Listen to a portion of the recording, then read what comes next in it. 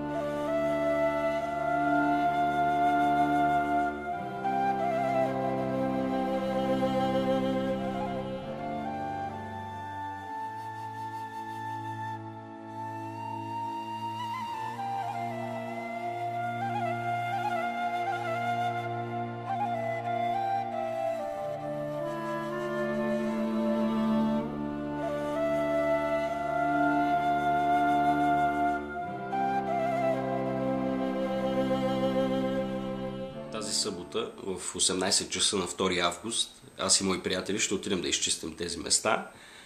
Призоваваме всеки един от вас, който желая да се включи, да заповяда. Носете си торби за боклук, ръкавици, марли и други подобни, тъй като действително е много мръсно. След като почистим, торбите с боклук ще бъдат пренесени пред сградата на общината в знак на протест към това, че отговорните институции не са си свършили работата да ги поддържат. Разбира се, това го правим със съображението, че не самите институции са замърсили тези места, а гражданите са го направили. Затова сега призоваваме гражданите да изчистят и надявам се да се видим там. Благодаря.